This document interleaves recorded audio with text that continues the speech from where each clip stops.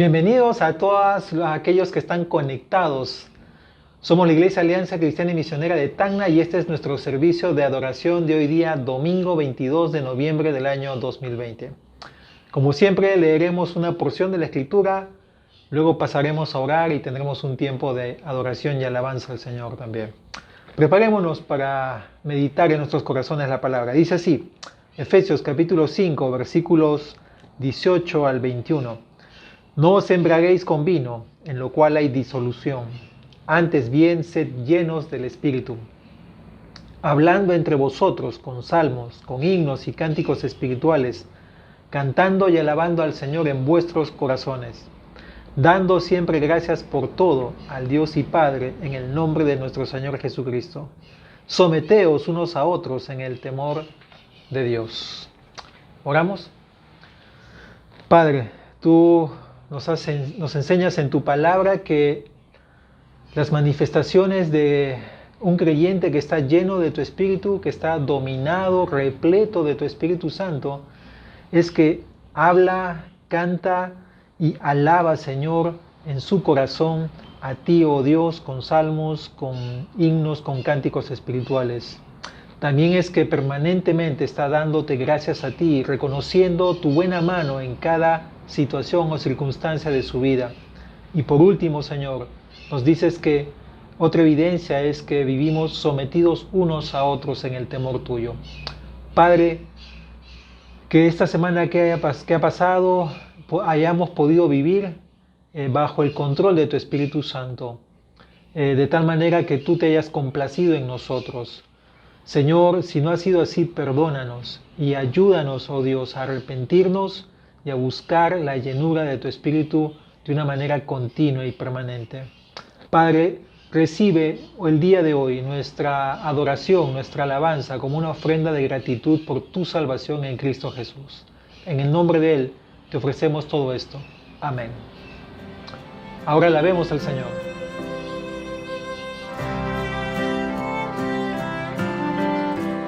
Puedo oír la voz de Cristo que me llama hacia Él. Todo cuanto necesito lo encuentro solo en Él.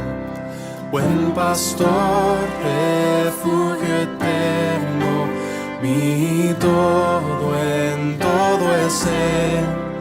De la vida Él es la fuente, mi esperanza en Él pondré.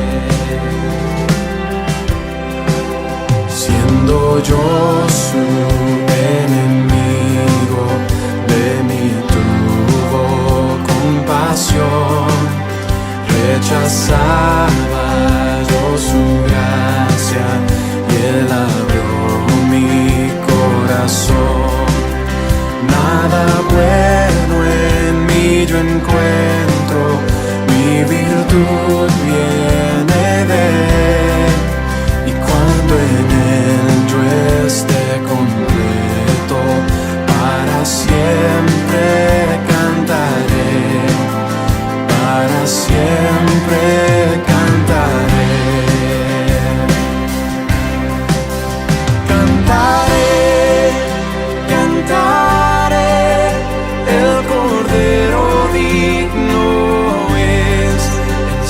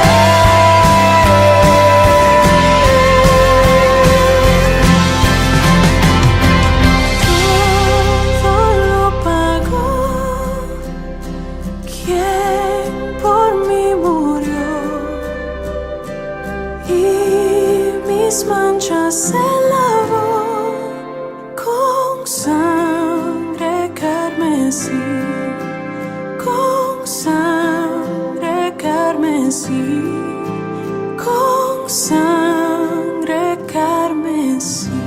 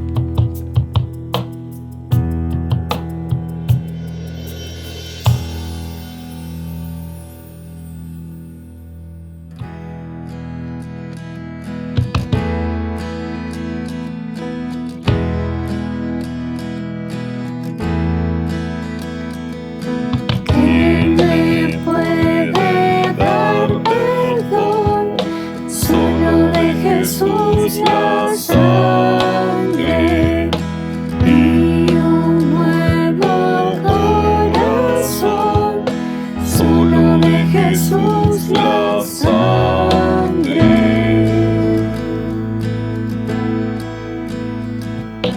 Fue el rescate eficaz, solo de Jesús la sangre. Trajo santidad y paz, solo de Jesús la sangre. Precioso es el raudal que limpia todo mal, todo manantial, solo de Jesús la sangre.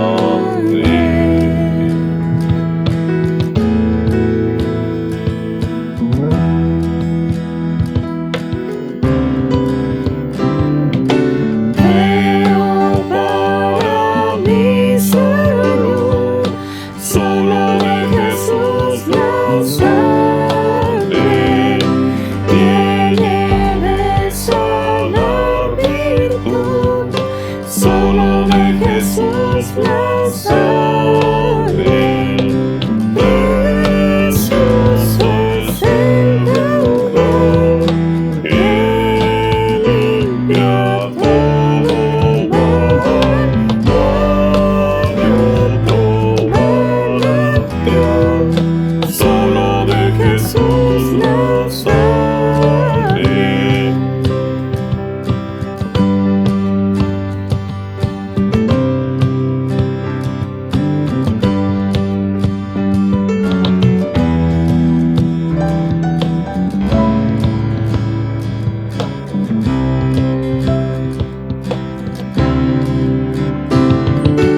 Cantaré junto a sus pies, solo de Jesús la sangre. El Cordero digno es, solo de Jesús la sangre. Precioso es el raudal que limpia todo mal, no hay otro manantial, solo de Jesús la sangre. Precioso es el raudal que limpia todo mal, no hay otro manantial, sino de Jesús la sangre.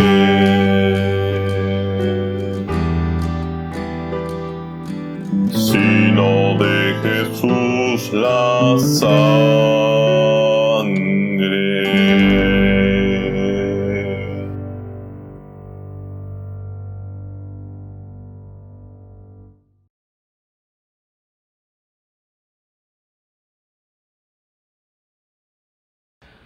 Pocos temas suscitan tanto dilema y desacuerdo como el de la posición y el papel de la mujer, particularmente en la relación con su marido.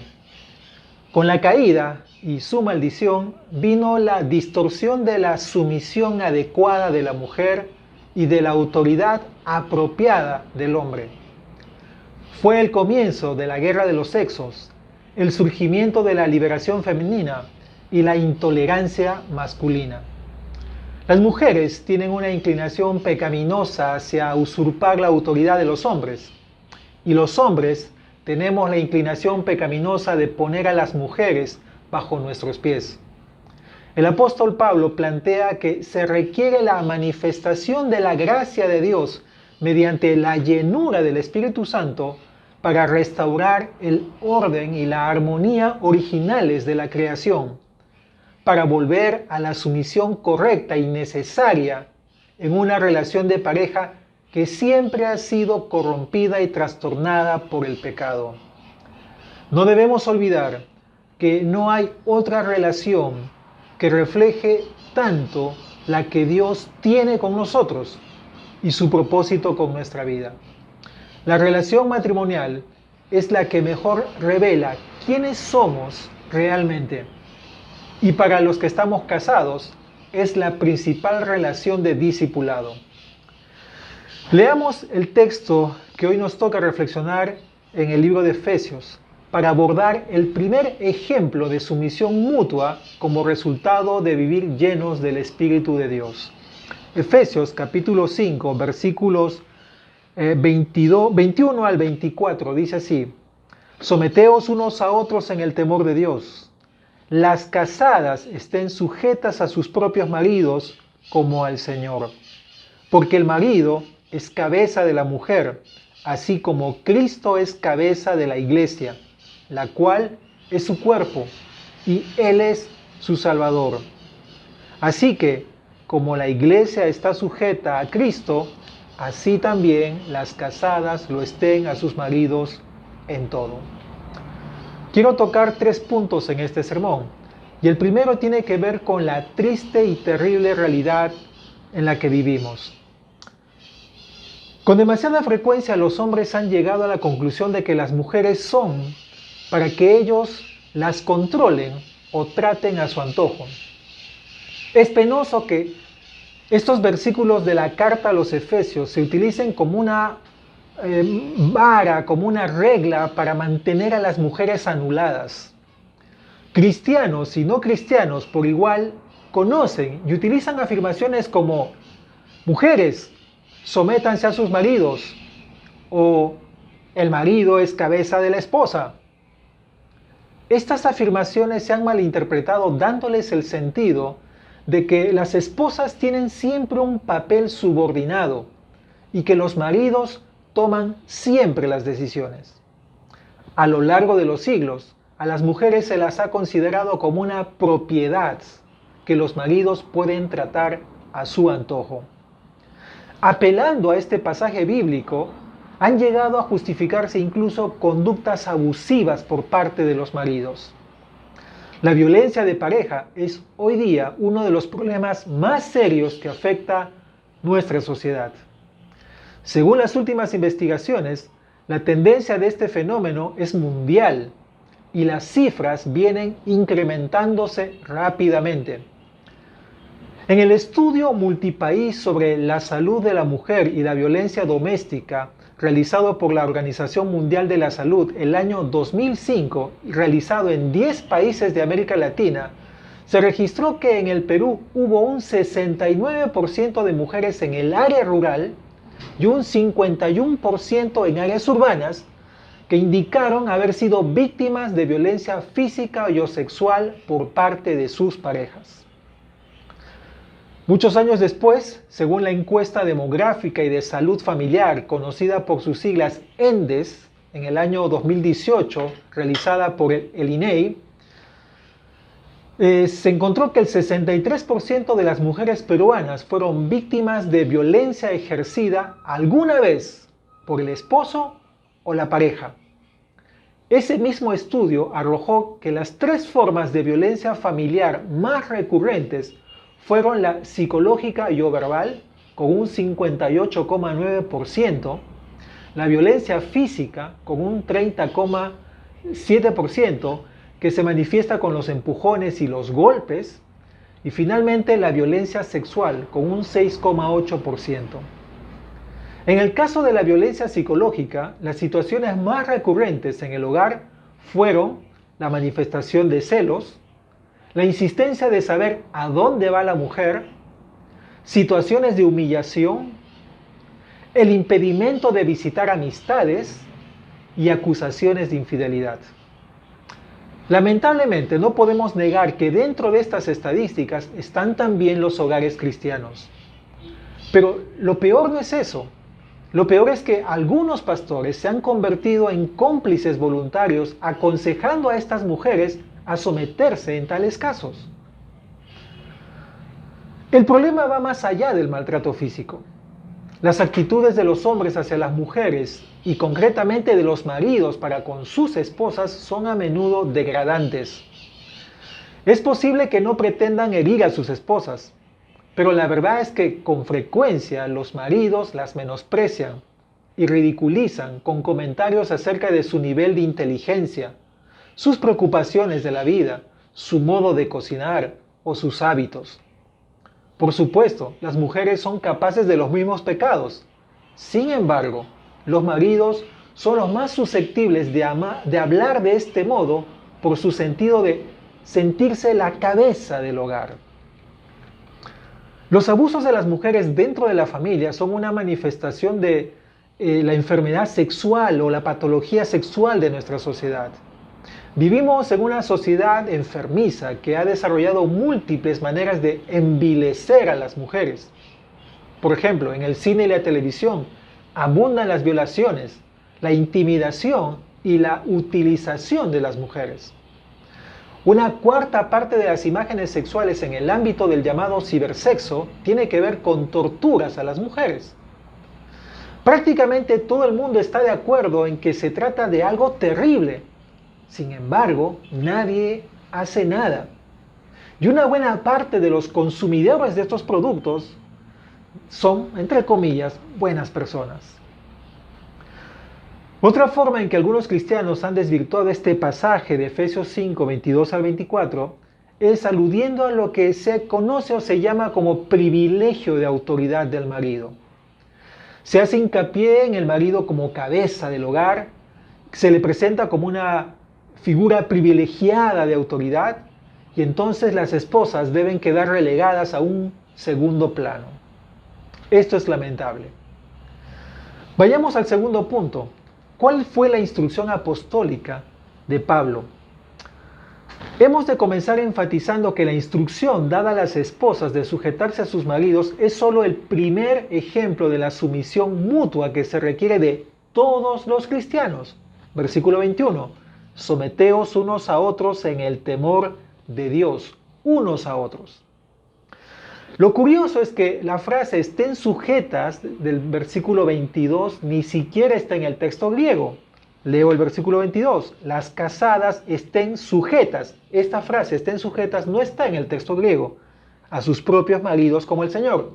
Pero es obvio que depende de lo que dice el versículo 21, de ese sometimiento. Quiero que entendamos algo. Esta sección que va desde este versículo 21 hasta el versículo 9 del capítulo 6 se conoce como los códigos domésticos o los códigos hogareños. En los tiempos de Pablo, muchos romanos estaban perturbados por la difusión, por la expansión de religiones orientales. Por ejemplo, el culto de Isis, el judaísmo y el cristianismo, de las que pensaban que podían socavar los valores familiares tradicionales de Roma. A menudo, los miembros de estas religiones minoritarias trataban de demostrar su apoyo a estos valores, a los valores familiares, usando un patrón de exhortaciones que había sido desarrollado por los filósofos desde Aristóteles, 300 años antes de Cristo. Se referían a cómo la cabeza del hogar debía tratar a los miembros de la familia, derivando en análisis de las relaciones de esposo y esposa, de padres e hijos y de amos y esclavos, como encontramos aquí. Pablo adapta esta forma de exposición directamente del patrón de los escritos morales greco-romanos, o sea, esto no es propio del apóstol Pablo, pero a diferencia de la mayoría de los escritores antiguos, Pablo socava la premisa básica de esos códigos. ¿Cuál es? La absoluta supremacía de la cabeza masculina del hogar. Hay que entender que el cristianismo trajo consigo cambios significativos para las mujeres. Y según parece, su libertad constituyó una fuente de ofensas para los no cristianos. En Gálatas 3:28, quiero que lo leamos, Pablo dice, hablando de aquellos que estamos en Cristo Jesús, dice, ya no hay judío ni griego, no hay esclavo ni libre, no hay varón ni mujer, porque todos vosotros sois uno en Cristo Jesús. Pablo declaró aquí que las distinciones como varón y mujer ya no servían para determinar el valor de los seres humanos. En 1 Corintios 7:15, el apóstol declaraba a los cristianos que no estaban obligados a permanecer con un cónyuge no creyente si éste decidía separarse. Quiero que lo leamos. 1 Corintios capítulo 7, versículo 15. Pero si el incrédulo se separa, sepárese, pues no está el hermano o la hermana sujeto a servidumbre en semejante caso, sino que a paz nos llamó Dios. El hecho de que Pablo concediera tal privilegio a las esposas habría sido algo sorprendente para la sociedad grecorromana, ya que la suposición de aquel tiempo era que las esposas tenían que abrazar la fe de su marido. Es por tanto comprensible que en su carta a Tito, en el capítulo 2, verso 5, Pablo instruyera a las mujeres a que fueran sumisas. Pero notemos el porqué. Busquemos Tito, capítulo 2, verso 5. Dice, hablando acerca de cuál es el rol de las mujeres, dice, a ser prudentes, las mujeres, castas, cuidadosas de su casa, buenas, y aquí viene el punto, sujetas a sus maridos, y note, para que la palabra de Dios no sea blasfemada. Lo que Pablo quería decir exactamente con esta escritura es que esta libertad que la mujer conseguía en Cristo estaba afectando el concepto, el parámetro, el protocolo que se manejaba dentro de la sociedad romana. Pero Pablo indicaba entonces que la mujer debería estar sujeta a su marido justamente para no ofender a esta sociedad y para que la palabra de Dios no sea blasfemada. Pero avancemos. Volvamos a Efesios capítulo 5, versículo 22.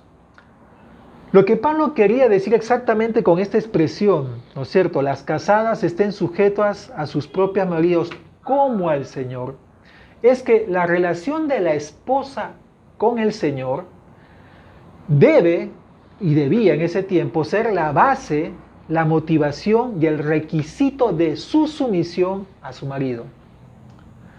Por otro lado, la frase que está en el versículo 24, y lo leo, así que como la iglesia está sujeta a Cristo, así también las casadas lo estén a sus maridos en todo. Esta frase en todo indica que esta sumisión abarca todas las esferas de la vida. No hay ninguna que quede excluida.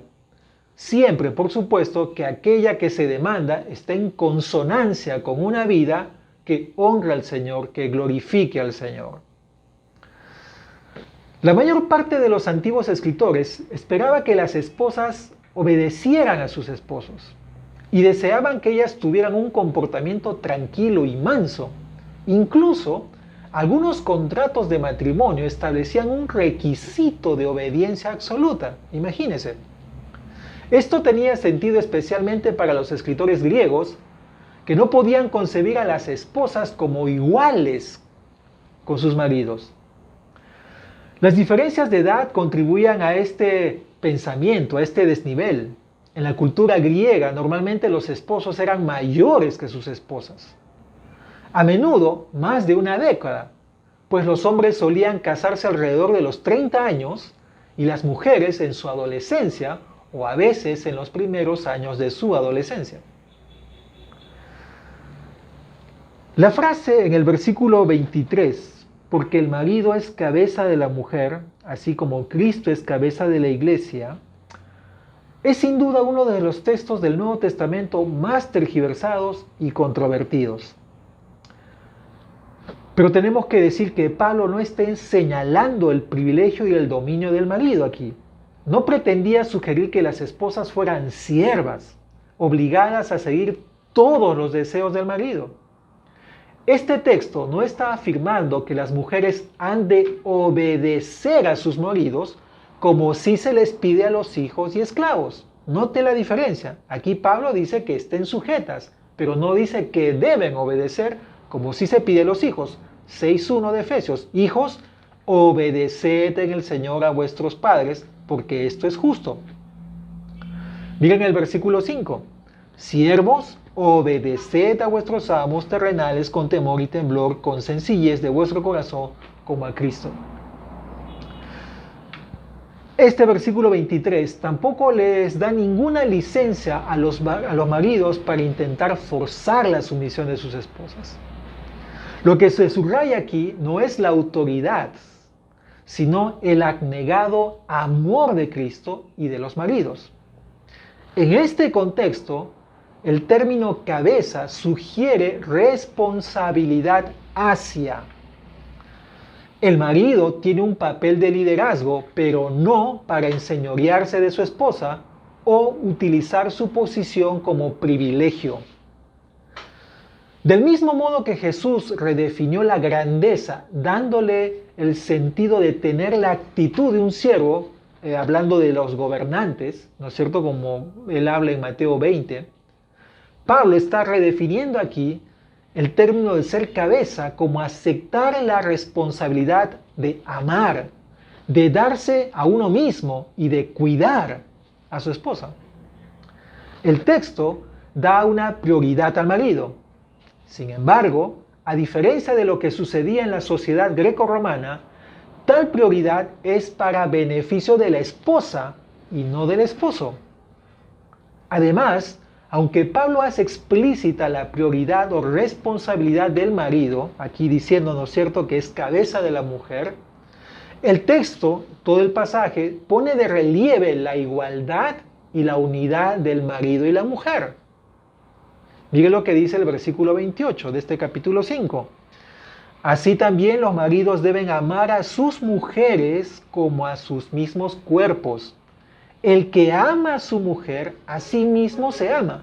Pablo está poniendo en igualdad al marido y a la mujer. Pero no solamente igualdad, sino la unidad. Note el verso 31. Pablo cita el Génesis. Por esto dejará el hombre a su padre y a su madre y se unirá a su mujer y los dos serán una sola carne. Por tanto, aquí en este pasaje, para comprenderlo bien y sobre todo aplicarlo bien, hay que dar el correcto valor a las ideas de autoridad, pero igualdad y unidad también. A veces los escritores antiguos cerraban un libro o una sección con un resumen o conclusión. Pablo también lo hace aquí, en el versículo 33. Él resume el tema de la relación entre esposos de esta manera. Leámoslo, 5:33. Por lo demás, cada uno de vosotros ame también a su mujer como a sí mismo, y la mujer respete a su marido. Aunque los moralistas antiguos esperaban que las esposas respetaran a sus maridos, y los maestros judíos también esperaban lo mismo, generalmente también enfatizaban la obediencia de la esposa. La enfatizaban. Aquí, en cambio, la exhortación de Pablo que se hace a las esposas llamaría la atención de la mayoría de los lectores antiguos por ser muy débil. Pablo está yendo en contracorriente con el pensamiento de su época. Asimismo, es interesante notar que todo este código doméstico del matrimonio queda enmarcado por dos conceptos. El temor, mencionado en el versículo 21, someteos unos a otros en el temor de Dios, y el de respete, y la mujer respete a su marido, en el verso 33. Y presenta otra forma en que la relación entre marido y esposa refleja la de Cristo y la iglesia. Por eso es que Pablo menciona, como lo veremos más adelante, que hay un misterio en todo esto. La actitud hacia los maridos por parte de sus esposas es la que expresa esta palabra griega entendida como respeto, pero está unida siempre a la idea de amor. Las esposas han de expresar su reconocimiento al papel y responsabilidad de sus maridos. Sin duda, el temor debido a Cristo es de naturaleza muy distinta al que se tiene a los maridos. El amor a los maridos no es tan extraordinario como el que se debe tener a Cristo, pues ellos, los maridos, no somos inherentemente santos, ni tampoco somos jueces escatológicos, como sí lo es el Señor Jesucristo. Por último, veamos cuáles son las lecciones para el mundo actual. ¿Qué lecciones nos deja este texto para los matrimonios cristianos?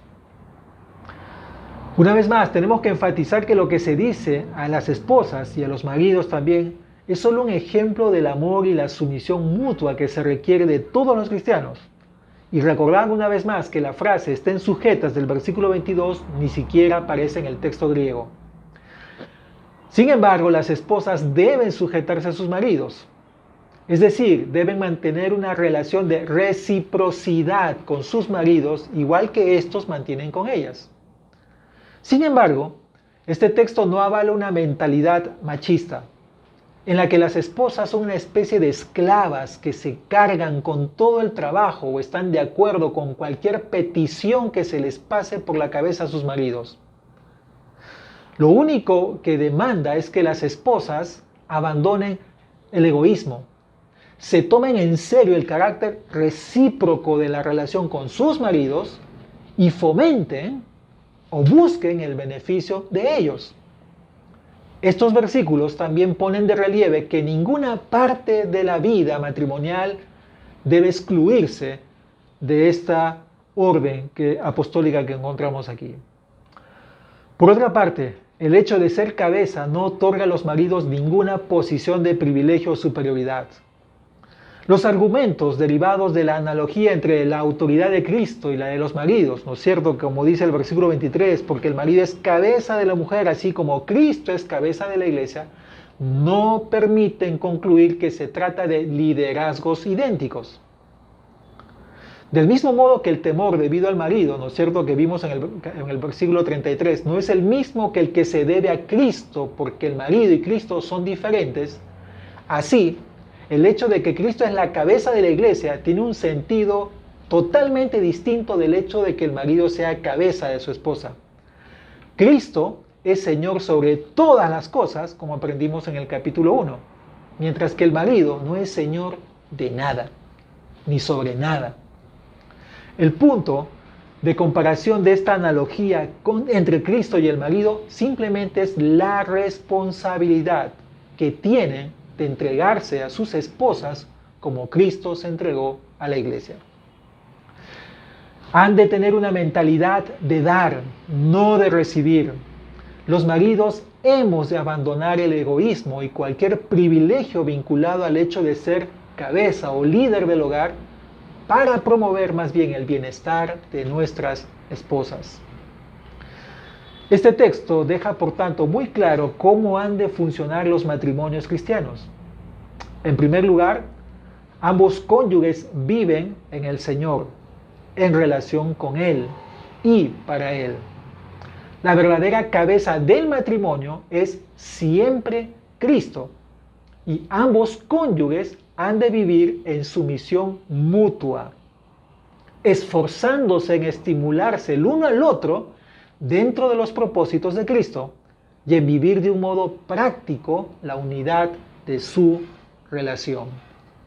Sumisión mutua significa también que las decisiones las toman ambos cónyuges y estos deben estar motivados por razones en beneficio del otro.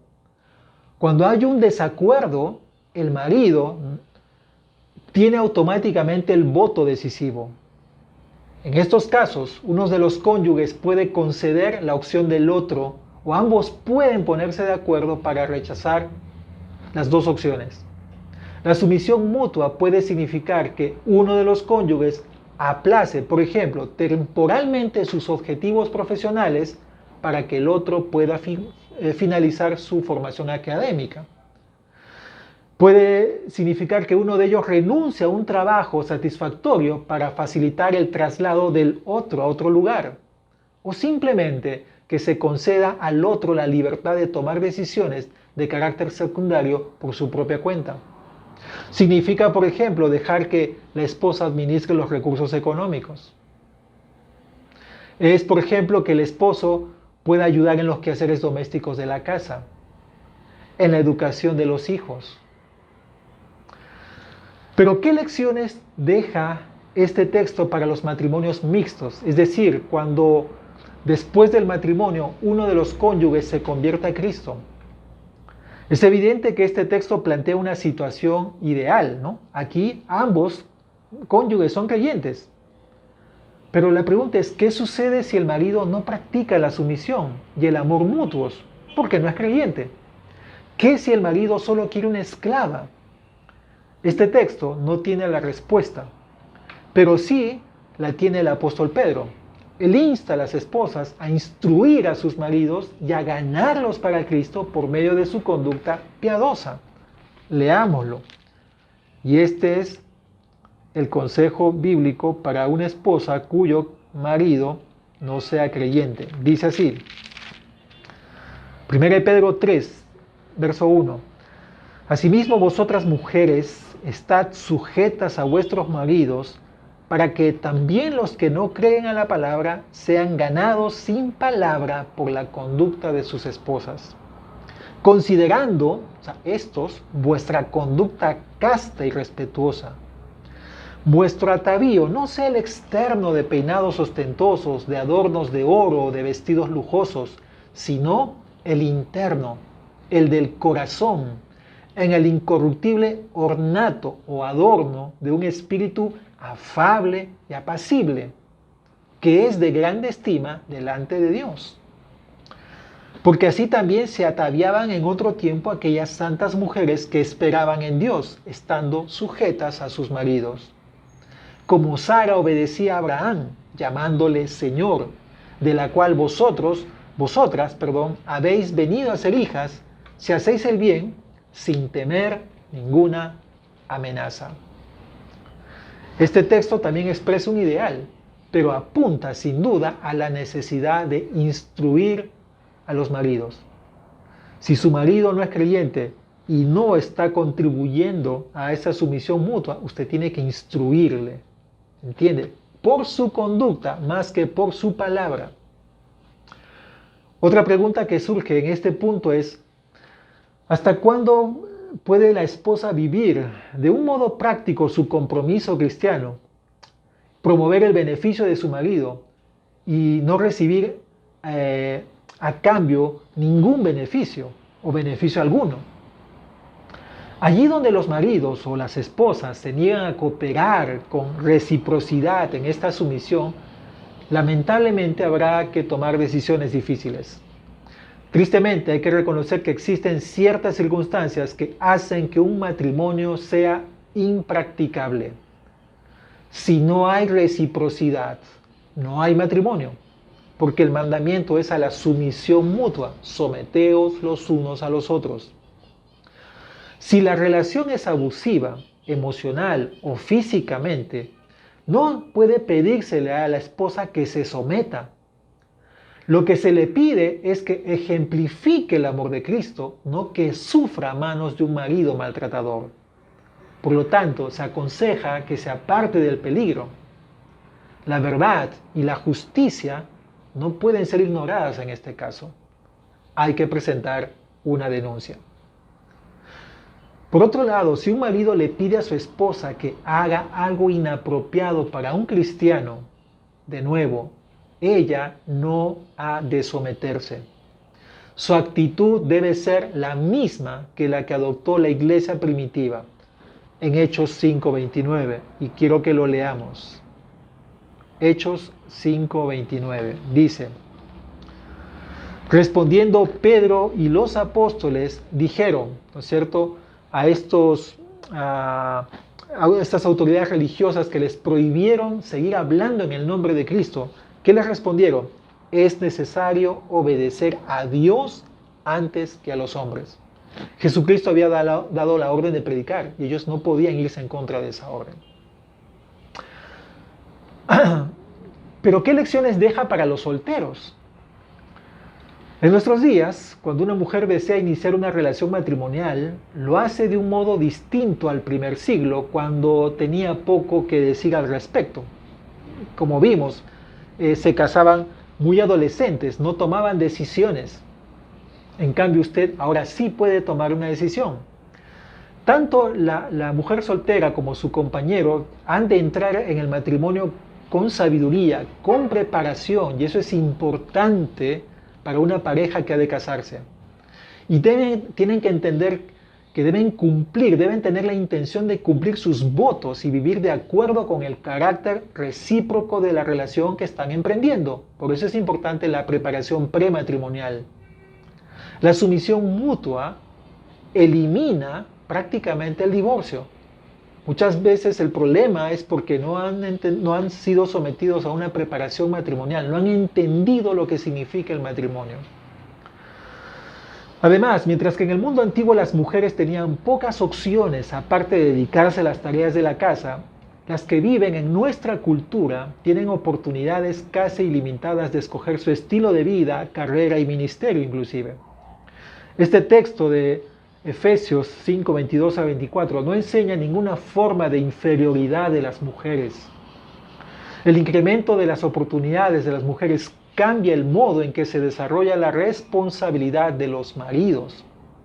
Si los maridos aman a sus esposas como a sí mismos, se esforzarán para darles libertad, respeto y posibilidades de estudiar, de crecer académicamente o de avanzar en su trabajo también.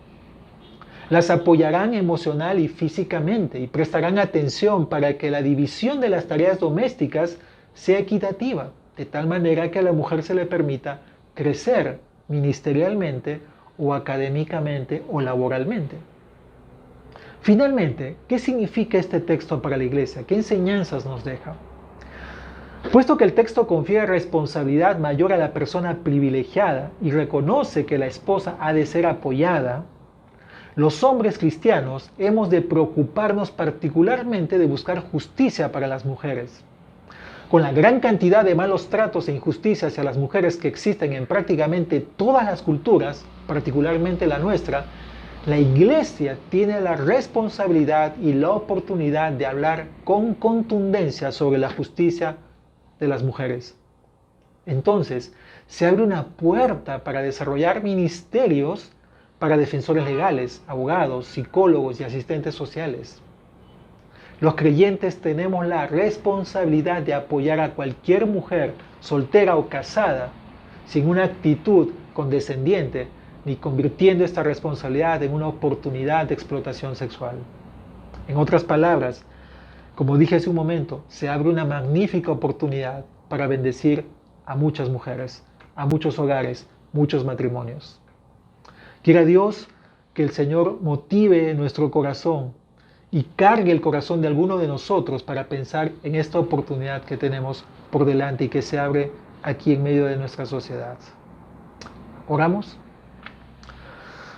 Padre, gracias por hacernos entender que dentro de la sumisión mutua, las esposas deben estar sujetas a sus maridos. Pero eso no significa, Señor, que los maridos debemos abusar de ellas, debemos controlarlas, debemos maltratarlas. Por el contrario, Señor, debemos entender que nuestra autoridad implica una responsabilidad hacia ellas, que la autoridad que tenemos debe equilibrarse, Señor, con la igualdad y la unidad que nos permite el matrimonio, Señor. Padre, tú conoces cada hogar de los que están escuchando este mensaje. Tú sabes la situación en la que viven.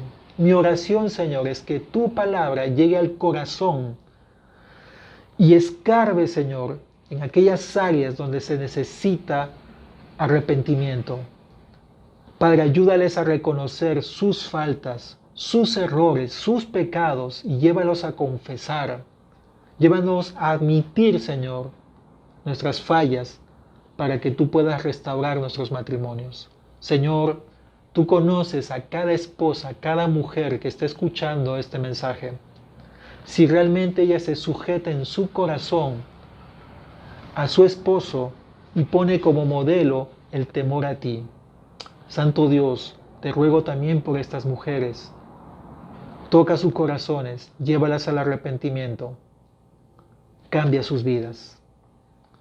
Padre, te pido por aquellos hogares que están destruidos en este momento, porque hay un conflicto de sexos, hay una lucha por quién toma la autoridad en el hogar.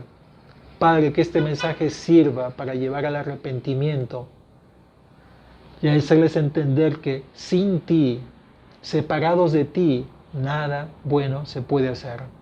Oh Señor, úsanos a tu iglesia para llevar a estas personas a los pies de Cristo. Te rogamos esto en el nombre de Él. Amén y amén. Bendiciones.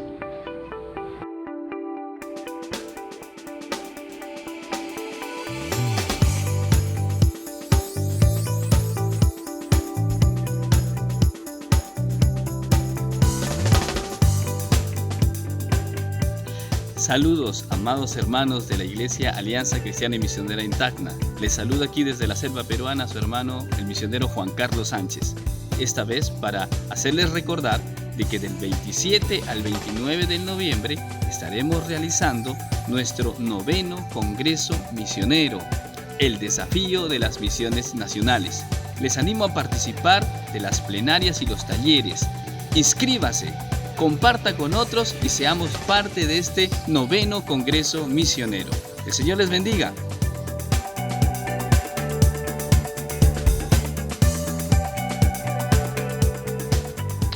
Agradecidos por acompañarnos hasta el final de nuestro servicio, queremos rogarle que comparta este mensaje con sus amistades o familiares en las redes sociales. Y queremos dejar con ustedes 2 anuncios de próximas actividades que hemos de realizar aquí en nuestra iglesia. La primera es nuestro 9º Congreso Misionero, el desafío de las misiones nacionales, que va a realizarse del 27 al 29 de noviembre y tenemos como expositor principal al pastor Adolfo Betancourt. Así que por favor inscríbase en el formulario que usted va a encontrar en las redes sociales de nuestra iglesia. No deje esto para último momento. Y la segunda actividad que hemos de realizar es Operación Navidad. Tenemos el deseo de juntar 100 canastas para poder obsequiarlas, regalarlas a familias que realmente tengan necesidad. Y aquí quiero pedir la colaboración de todos ustedes en 2 aspectos. El primero es contribuyendo con las listas que usted va a ver en nuestras redes sociales de los productos que se están pidiendo, pero también buscando en su barrio, allí donde usted vive, usted conoce qué familia realmente está padeciendo por una gran necesidad. Así que por favor, si usted conoce esto, llame a la iglesia y déjenos el nombre, la dirección y el teléfono de esta persona para poder obsequiársela. Queremos realizar la Operación Navidad el 19 de diciembre, así que tenemos plazo un día antes para entregar estos productos. Gracias por su colaboración, gracias por su atención y Dios mediante nos veremos el próximo domingo. Que Dios les bendiga.